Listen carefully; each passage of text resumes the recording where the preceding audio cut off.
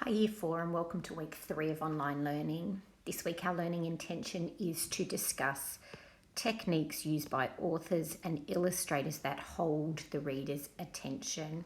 So we're going to be looking at an imaginative text,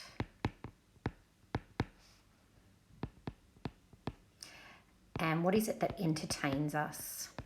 What is it that keeps us wanting to continue with the text? We're going to start by looking at some language techniques. So has the author used some figurative language that you can pick up on? Has the author used some emotive language? So figurative language really makes the reader think. Emotive language makes the reader feel. Then we're going to look at some elements or organisational features that the author has included in the text. So have they created a hook that draws us in from the very beginning of the text? Have they created some sort of problem that will keep us entertained? Are the characters entertaining for us? Do we get to know them really well? And then, of course, we're going to have a look at what do the illustrations add to the text, and look at those visual literacy techniques that we tried to use. Visual literacy techniques that we tried to use last week when we were writing our prayers. So in terms of those visual literacy techniques used by the illustrator, what do they add to the text? Do they help to tell the story? Do they add to our thinking and feelings? Or are they telling the same story or a different story?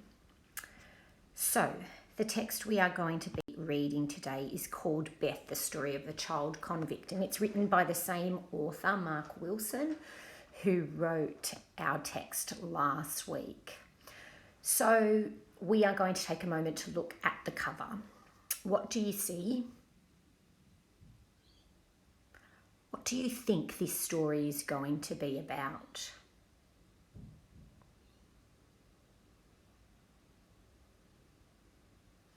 How can you justify your thinking? How do you know? What are the clues on that page that make you feel the way you do, that make you think the things you do?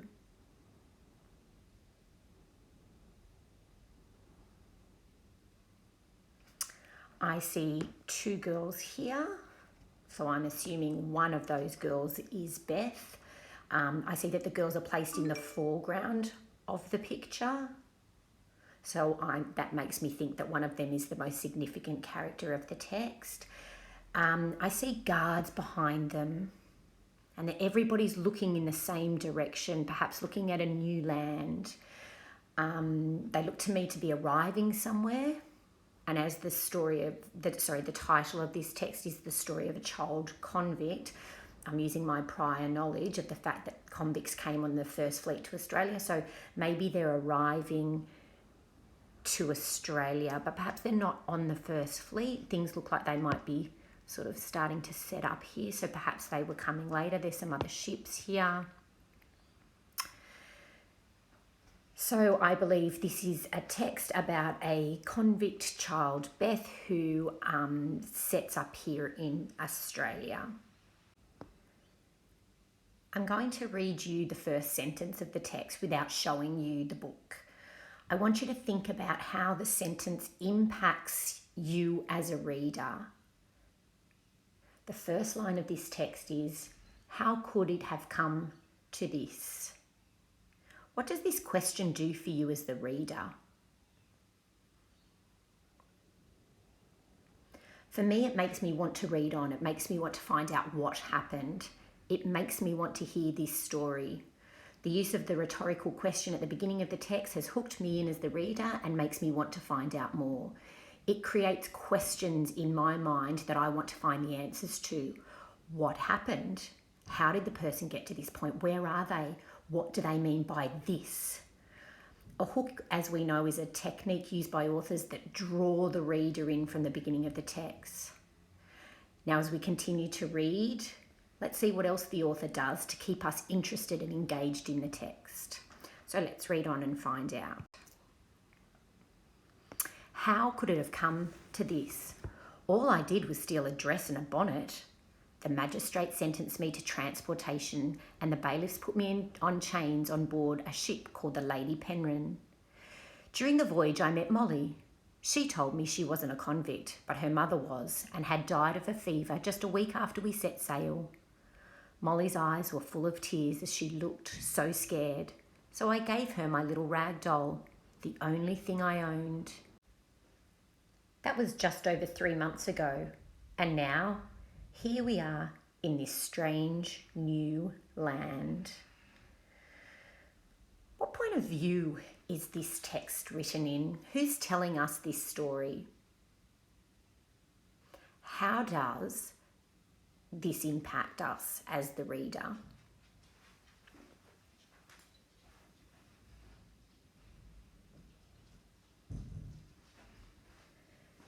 This text is written in first person and it's from Beth's point of view.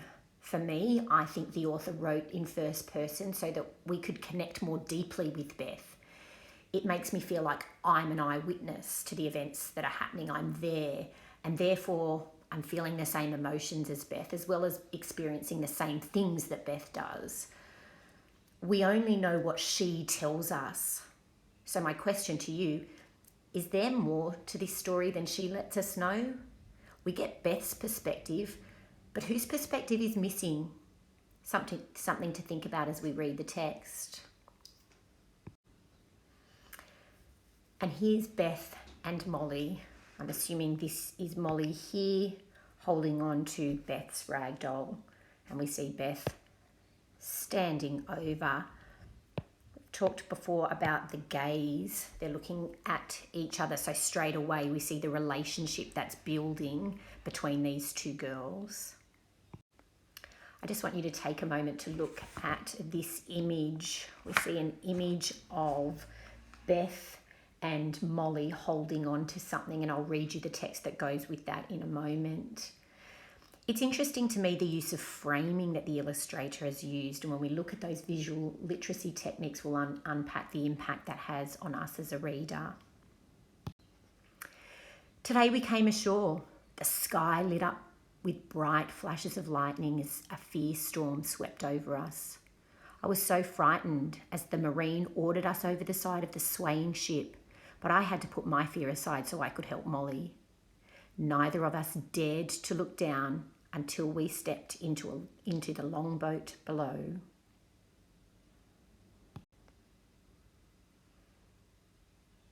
Again, another interesting image. We see the two girls together.